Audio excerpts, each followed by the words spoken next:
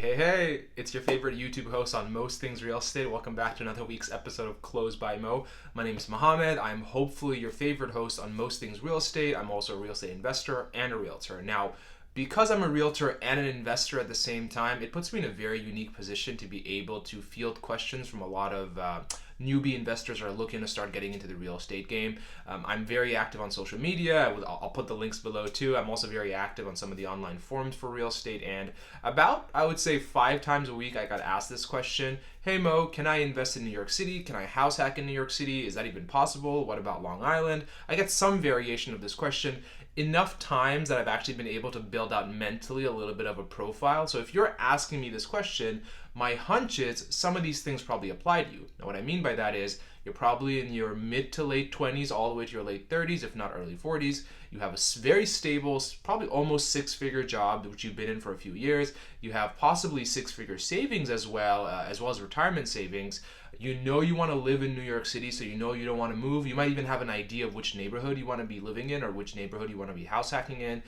You've done some basic research on real estate investment, so you've maybe read one book. You've probably done a lot of research online or on the forums to decide that yes, this is right for you. So you know you want to be in real estate, but you have no idea where to actually start or what the first step is. So I'm making this video in hopes that if you start reaching out to me, I'm going to send this video to you to hopefully you get some clarity on what it's like to invest in New York City or what it's like specifically to be house hacking, whether or not that's even feasible for you. So without further ado, let's actually jump into this and let's start answering the question of, hey Mo, is it possible to house hack in New York City?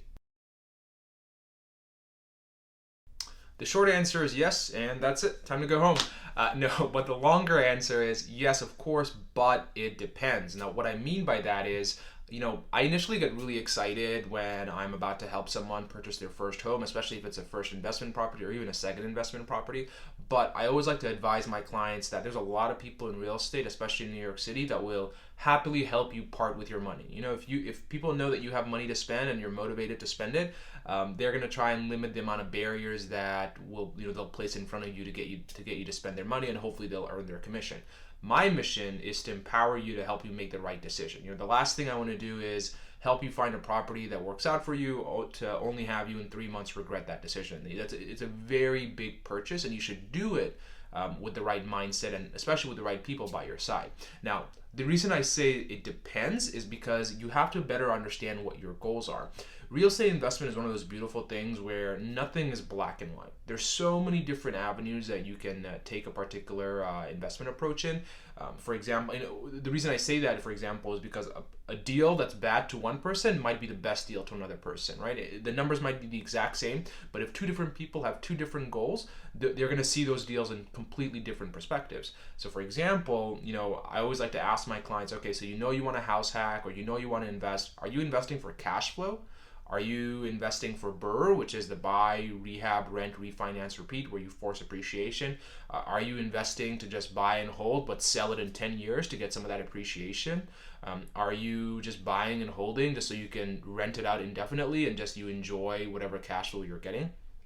Do you care about the neighborhood? Do you care about the type of home, the type of multifamily that you might want to invest in? There's so many different things that only come out in conversation, which is why it's important to, keep building a relationship with your clients and your agents and vice versa. Now, right out of the gate, New York City, like most other large metro markets, is not the best market for cash flow. The reason I say that is because there's only so much land available and there's a whole lot of people. So as you can imagine, demand for housing is through the roof, and because demand is so high and supply is so limited or very slowly catching up, prices are very high. So the higher the property price, the lower your monthly cash flow is going to be, which I mean your net cash flow. So your amount of income minus your expenses every single month. So a lot of times, if you're looking to house hack in New York City, you're going to have a hard time finding a property that actually cash flows every single month if that's your goal going into it.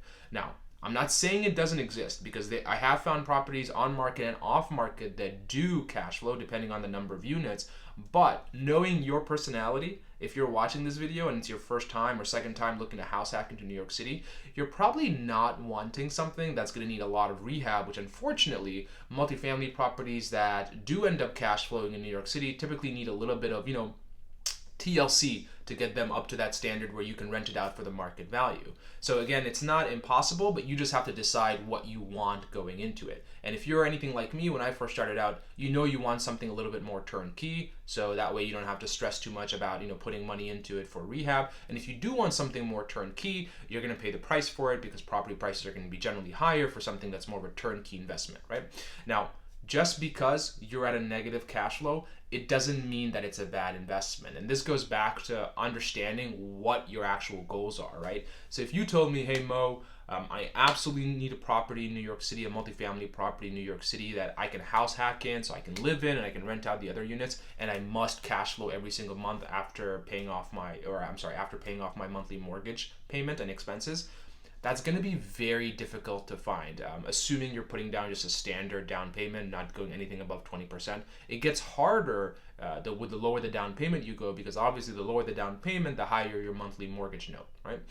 So if you said, hey Mo, this is exactly what I want, then I'll just tell you it's not going to be impossible, but it is going to be difficult. But if you said, hey Mo, you know what? I don't mind house hacking, and I don't mind being in the red a little bit every single month, as long as I can find tenants that will help me offset my mortgage and build up my equity faster. I don't mind being in the negative for cash flow every single month, because my goal is to force appreciation in the property and sell it in 5 to 10 years. In that case, it makes it a lot easier, because now you know that you're okay with having a little bit of a negative cash flow every single month. It doesn't mean you're running out of money. It doesn't mean that it's a bad deal and that you're going to be losing money every single time. It just means that your goals are a little bit different. So is it possible to house hack in New York City? To answer the question, yes, absolutely. It just depends on what you're wanting and what your goals are. So it's a little bit of a runaround way to say, talk to me. Reach out to me. I'll put the link in the description below for my website, where we'll have a appointment booking form, so you can reach out to me. I don't charge for any consultations. I love talking about real estate, so I'm happy to point you in the right direction. I will also say, in terms of investing in New York City, neighborhood to neighborhood is very different. So if you're able to book a time with me, I'll be able to at least talk to you more about which neighborhoods I think are probably going to be best for you and where you are in life.